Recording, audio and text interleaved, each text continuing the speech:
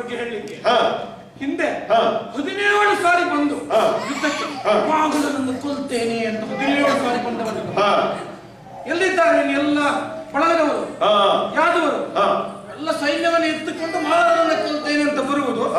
ಮಾಗದ ಬರದೆ ನೋಡೋಣ ಅಂತ ನಾನು ಯುದ್ಧಕ್ಕೆ ಹೋದ ನನಗೆ ಕಾಣುವುದು ಬೆನ್ನು ಹಿಡ್ಕೊಂಡು ಓಡಿಬಿಡ್ತಾರೆ. ಅಯ್ಯ ಮಾಗದ, ಈಗ ನಾವು ಬಂದದ್ದು ನಿನ್ನ ಜೊತೆ ಯುದ್ಧ ಮಾಡಲಿಕ್ಕೆ. ನೀನು ನಮ್ಮಲ್ಲಿ ಯಾರಾದರೂ ಒಬ್ಬರನ್ನ ಆಯ್ದುಕೊಂಡು ಯುದ್ಧವನ್ನ ಮಾಡಬಹುದು. ಆಯ್ದುಕೊಳ್ತೇನೆ, ಆದ್ರೆ ಮುಂಚೆ ಇಷ್ಟು ನಕ್ಕಿತ್ತು ಯಾಕೆ ಅಂತ ನಿನಗೆ ವಿವರಿಸ್ತಾ ಇದ್ದೇನೆ. ಗೊತ್ತಾಯ್ತಪ್ಪ ನನಗೆ. 17 ಸಾರಿ ಓಡಿ ಹೋಗಿದ್ದಾಯ್ತಲ್ವಾ. ಮತ್ತೆ ಈ ಕೃಷ್ಣ ಅಂದ್ರೆ ಯಾರು ಗೊತ್ತಾ? ನಮ್ಮ ಮೊಮ್ಮಗ ಬಾಲಯವ. ಯಾಕೆ? ಇವನ ಮಾವ ಯಾರು? ಕಂಸ. ಕಂಸ ನನ್ನ ಅಳಿಯ, ನನ್ನ ಅಳಿಯನ ಅಳಿಯ ಮೊಮ್ಮಗ ಇದ್ದ ಹಾಗೆ. ನನ್ನ ಎದುರು ಚಿಕ್ಕ ಶಿಶು ಹಿಳ್ಳೆ ಹಿಳ್ಳೆ. ಹೌದಾಯ್ತು ಅಜ್ಜಯ್ಯ. ಹಾಗಾಗಿ ನಕ್ಕಿತ್ತು. ಒಂದು ಆ ಕಾರಣ. ಇನ್ನೊಮ್ಮೆ 17 ಸಾರಿ ವಧೆ ತಿಂದು ಹೋಗಿತ್ತು ಆ ಕಾರಣ. ಅಜ್ಜನ ಕೈಯಲ್ಲಿ ಪೆಟ್ಟು ತಿನ್ನೋದು ಒಂದು ದೊಡ್ಡ ವಿಷಯ. ಆದ್ರೆ ಮತ್ತೆ ಮತ್ತೆ ಮತ್ತೆ ಮತ್ತೆ ಬಂದು ತಿಂದುಕೊಂಡು ಹೋಗೋದುಂಟ, ಅದು ನನಗೆ ಏನು ಮಾಡ್ತಾರೆ. ಹಾಗಿರುವಾಗ ಈಗ ನನಗೆ ಯುದ್ಧವನ್ನ ಕೊಡ್ಲಿಕ್ಕೆ ಯಾರು ಬರ್ತಾರೆ ಅನ್ನೋದು ಈಗ ವಿವರಣೆ. ಅಯ್ಯ, ನಾವು 3 ಜನರು ನಿಮ್ಮಲ್ಲಿ ಮಲ್ಲ ಯುದ್ಧವನ್ನು ಬಯಸಿ ಬಂದಿದ್ದೇವೆ. ನೀನು ಒಪ್ಪುವುದಾದರೆ ನಾಳೆ ನಿನ್ನ ಜೊತೆ ಯುದ್ಧವನ್ನು ಮಾಡ್ತೇನೆ. ಓಟಕ್ಕೆ ಪ್ರವೀಣ ಇವ, ಓಟಕ್ಕೆ ಓಡ್ಲಿಕ್ಕೆ. ನಾನು ಯುದ್ಧವನ್ನು ಮಾಡ್ಲಿಕ್ಕೆ ಆಗುದಿಲ್ವಾ?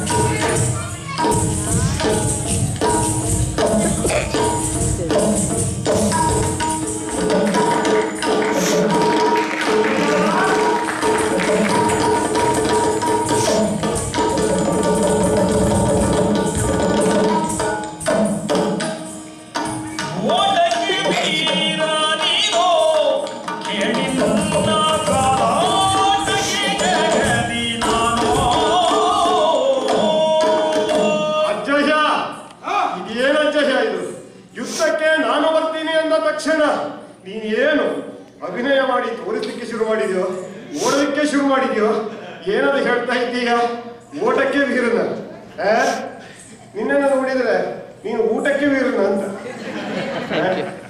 ಓ ಕೃಷ್ಣ, ಅಜ್ಜಯ್ಯ ಈ ಮೊದಲೇ ಹೇಳಿದಂತೆ 17 ಸಾರಿ ದಂಡೆತ್ತಿ ಬಂದು ಪೆಟ್ಟು ತಿಂದು ಓಡಿ ಹೋದಂತಹ ನೀನು ಓಟಕ್ಕೆ ವೀರ. ಓಟಕ್ಕೆ ವೀರ, ಹೌದಪ್ಪ. ಹಾಗಾಗಿ ನೀನು ನಮಗೆ ಯೋಗ್ಯ ಅಲ್ಲವೇ ಅಲ್ಲ. ನಿನ್ನ ಜೊತೆ ಮಲ್ಲ ಯುದ್ಧಕ್ಕೆ ನಾನು ಯೋಗ್ಯನಲ್ಲ, ನಾನು ಯೋಗ್ಯನಲ್ಲ ಅಂತಾದ್ರೆ ಪರಾಕ್ರಮಿ ಪಾರ್ತಾ ಇದ್ದಾನಲ್ಲ.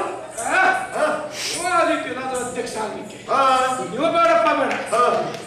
ನಾನು ಬೇಡ, ಅವನು ಬೇಡ ಹೇಳೋದು ನೋಡಿದ್ರೆ ನಿನಗೆ ಯುದ್ಧ ಮಾಡ್ಲಿಕ್ಕೆ ಮನಸ್ಸಿಲ್ಲ. ಗೊತ್ತಾ ಇವತ್ತು? ಇಲ್ಲ ಇಲ್ಲ, ಇದ್ದಾನೆ. ಯಾರು? ನಿಮ್ಮಲ್ಲಿ ಒಬ್ಬ ಇದ್ದಾನೆ.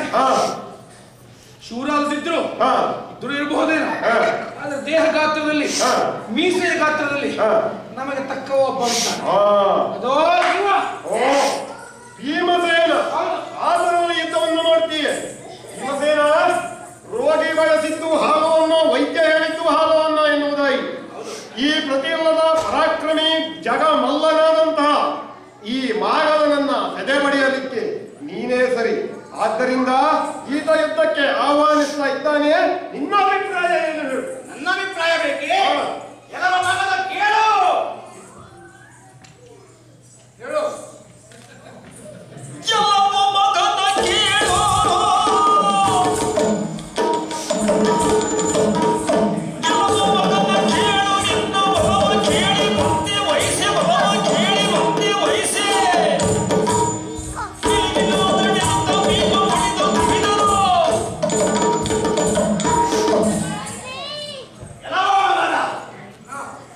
ನಿನ್ನ ಬಹಳಷ್ಟು ಪರಾಕ್ರಮದ ಸುದ್ದಿ ಅಷ್ಟೇ ಅಲ್ಲ, ನಿನ್ನ ದಮನದ ರೀತಿಯನ್ನು ಕೇಳಿ ನಿನ್ನನ್ನೇ ಮರ್ತಿಸಲು ಬಂದಂತಹ ಪಾಂಡವನಾಥ ಈ ಭೀಮಸೇನನ ಆಯ್ಕೆಯನ್ನು ಮಾಡಿ ನಿನ್ನ ಮರದ ಆಯ್ಕೆಯನ್ನು ಮಾಡಿದ್ದೆಂದು ತಿಳಿದುಕೋ.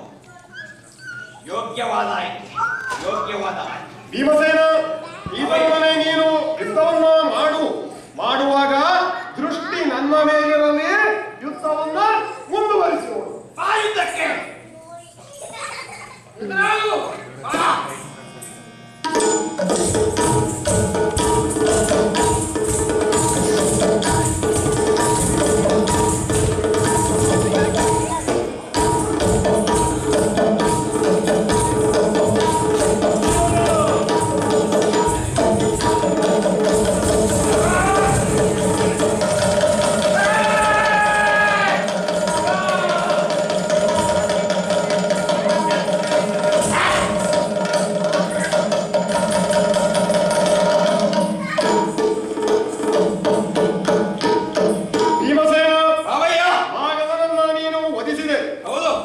ಜನ್ಮದಲ್ಲೇ ಒಂದು ಹುಟ್ಟಿತ್ತು.